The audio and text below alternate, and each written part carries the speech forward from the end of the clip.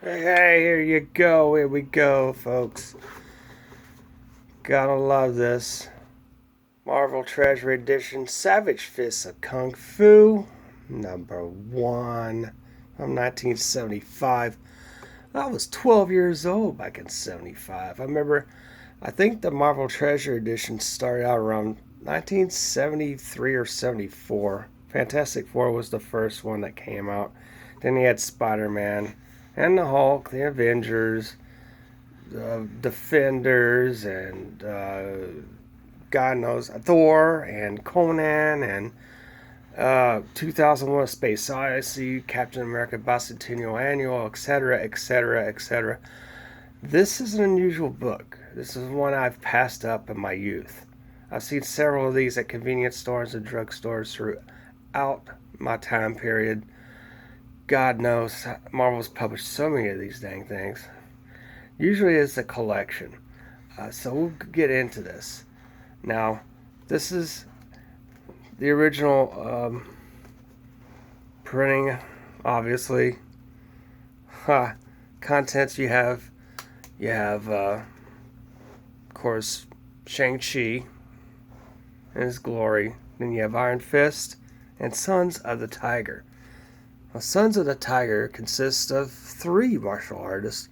One Chinese, 1 black, and 1 white. So 3 of them combined are the Sons of the Tiger. They combine forces and they're like complete badasses. This is the Fu Manchu. This is Shang-Chi's father, his evil father. They wanted to downplay him. They wanted to eliminate his evil empire. And so Shang-Chi and his friends decide to do that. And we go on with Iron Fist. He's pretty much going through the alleyway. Someone cries for help. And you got this big guy with a hammer. Iron Fist shatters the hammer into 1,000 pieces. No problem. Kicks the guy. And he goes up against a gang. And you got this giant ass sumo dude. He's like a mountain. So Iron Fist kicks him, kicks the others, pummels the guys. And the sumo guy gives him a squeeze, and Iron Fist pops him in the ears, goes down, cracks his neck, no problem. And there you go with the next adventure, I believe. Well, actually, before we do that, wasn't there's like a hidden character in between where, oh, this guy here, the beggar. There's a beggar in this scene. He's in the background. There's something about this guy. I'm not sure if I could pinpoint it. But I like how stories are written. There's a background character. Somehow they get involved. They're like this. They're like the denominator of the action. We go with Sons of the Tiger. You got art by Herb Trimpe, or Herb Trimpe. Chris Claremont actually wrote the script. That's kind of crazy. Very simple script. One of Chris Claremont's earlier scripts. I did not know that. That's funny. A lot of the Shang-Chi stories are written by Doug Mensch. I remember I love the Paul Gulacy Shang-Chi's, the comics there. Of course, Jim Starlin started out with the Shang-Chi, and he eventually went on to Captain Marvel, and of course creating Thanos. And well, you know the story if you're a big comic fan. There's a lot of great dynamic action here throughout. We get Shang-Chi. This is great. They saved the delegates of the United Nations.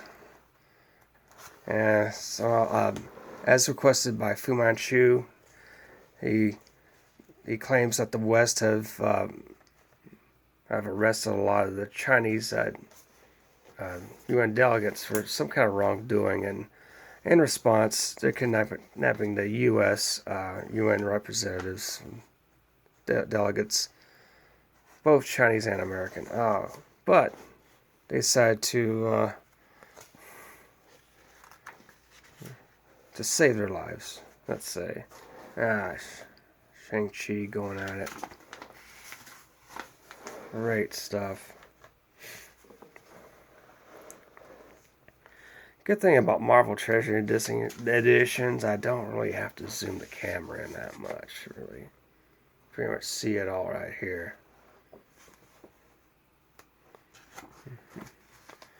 Oh, you got the Master of Kung Fu.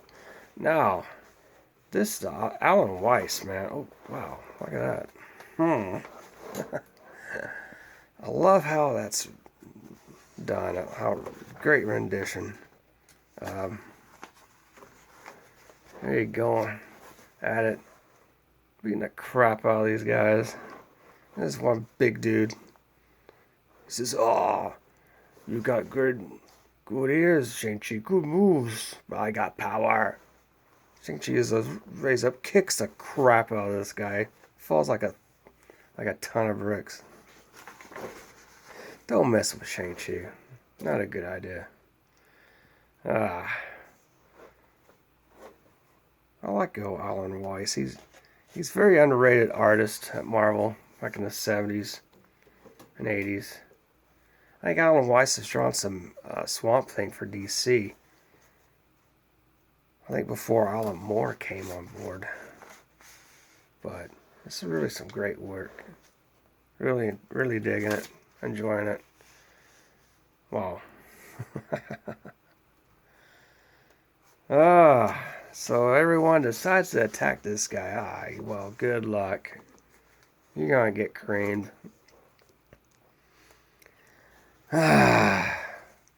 It's Sons of the Tiger again. We got some Dick Giordano, Jerry Conway writing it, and Michelle Wolfman on colors. Marv Wolfman's wife. And you got Roy Thomas, editor.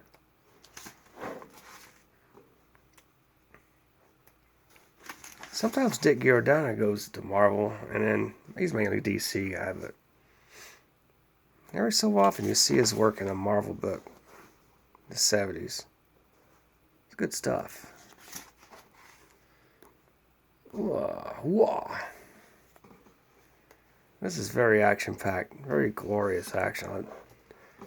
I mean, the artwork's superb. I remember a lot of times Dick Giordano inking Neil Adams for DC. It's really good stuff. Great stuff. Oh, there you go. I imagine if Sons of the Tiger were to be reintroduced again, you have all three of these guys summoning a giant golden Sons of the Tiger entity to eat the bad guys. And then they later tell the tiger to go away. I thought that'd be kind of fun. But wow, you got some Steve Englehart and Jim Starlin with Al Milgrom on inks and George Rosso's colors. There we go, baby. You get the Fu Manchu treatment.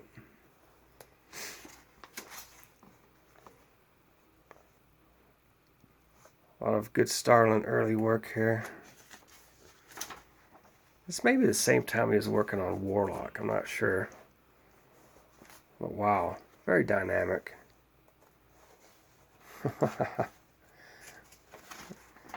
Say what, the Kung Fu years in the 70s or something else. I remember a friend of mine back in the elementary. His name was Chris Wynn. From Vietnam. He came overseas to America. And his family decided to move to Lubbock, Texas. So he kind of taught me some Kung Fu, back in the day. And we spar and everything else. Learn to develop your chi with meditation. That was a really cool period. I think that was after Bruce Lee passed away in 1973.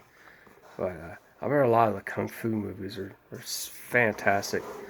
Great back cover with Gil Kane and Dan Atkins. Man, everybody, please like, subscribe, ring bell for notifications. It's your pal Apex Comics. Have a beautiful and blessed day.